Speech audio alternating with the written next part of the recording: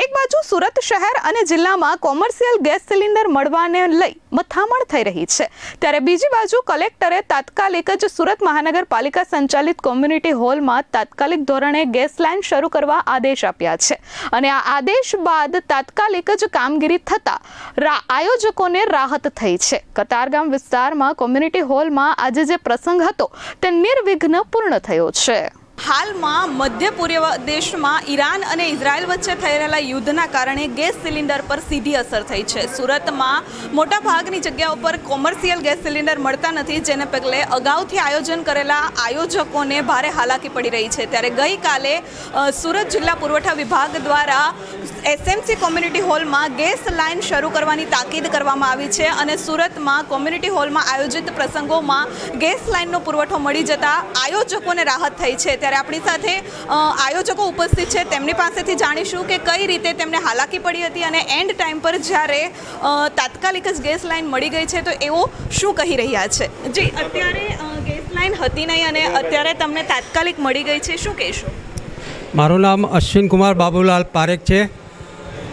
સુરત પાટણવાળા પરગણા નાઈ સમાજ સુરત મંડળના માજી પ્રમુખ તરીકે હું ધ્યાન દોરું છું કે અમે આ 19 તારીખ ચૈત્રી સુદ એકમના હવનનો અને સ્નેહ મિલનનો કાર્યક્રમ રાખેલો અને અઠવાડિયા પહેલાં અમને જાણ થઈ કે કોર્પોરેશનનો હોલ જે બુક કરાવેલો એમાં ગેસ લાઇન હોવા છતાં ગેસ કનેક્શન કપાઈ ગયેલું હતું, તો અમે પછી દીધામાં આવી ગયા અને પછી બાટલાઓની શોધમાં નીકળી પડ્યા। બાટલાઓ તંત્રને જાણ કરવા છતાં પણ અમને બાટલાઓ મળતા નહોતા।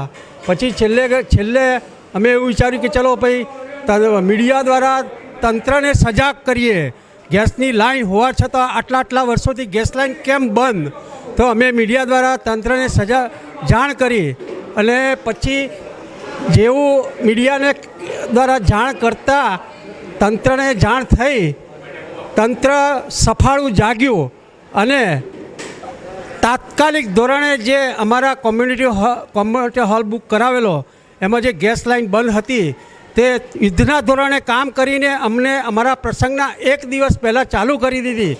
તે બદલ અમે તંત્રનો, મીડિયાનો, કલેક્ટર સાહેબ, સુરત મહાનગરપાલિકા અને ગુજરાત ગેસનો ખૂબ ખૂબ આભાર માનીએ છીએ। ચોક્કસ આપણી સાથે બીજા આયોજકો પણ ઉપસ્થિત છે, તેમની પાસેથી જાણીશું કે હાલમાં કેટલા લોકોની રસોઈ બનાવવામાં આવશે અને છેલ્લી ઘડીએ જે ગેસ લાઇન આપી છે એને લઈને કેટલી રાહત થઈ છે। જી, બોલો લીંબોચ માત કી જય। જગદીશભાઈ ડાયાભાઈ લીંબાચિયા, ઉત્તર ગુજરાત લીંબાચિયા યુવક મંડળ। અમારું દર ચૈત્ર સુદ એકમના દિવસે યજ્ઞનું અને ઇનામનું વિતરણ કરેલું હોય છે, તો અમારી 2500થી 3000 માણસની રોજ રસોઈ બનાવવાનું આયોજન હોય છે।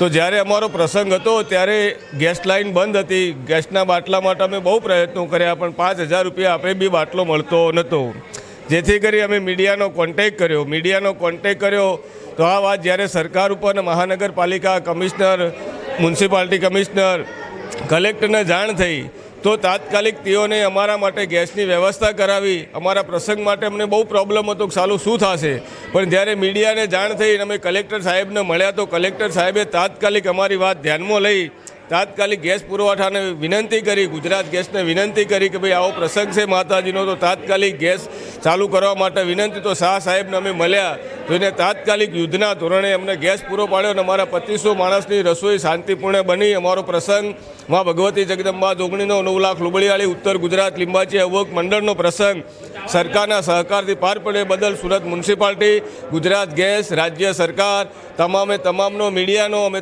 તમામ અંતકરણથી આભાર માનીએ છીએ। જય હિન્દ, જય માતાજી, જય સતીમાં। ચોક્કસપણે આપણે સાંભળ્યું કે આયોજકોને છેલ્લી ઘડીએ ગેસ મળી જતા અને ગેસ લાઇન ચાલુ થઈ જતા તેમને ખૂબ મોટી રાહત થઈ છે અને તેમનો પ્રસંગ નિર્વિઘ્ન પૂર્ણ થયો છે। કેમેરામેન મુન્ના મલબારી સાથે ધરતી પટેલ, S24 ન્યૂઝ, સુરત।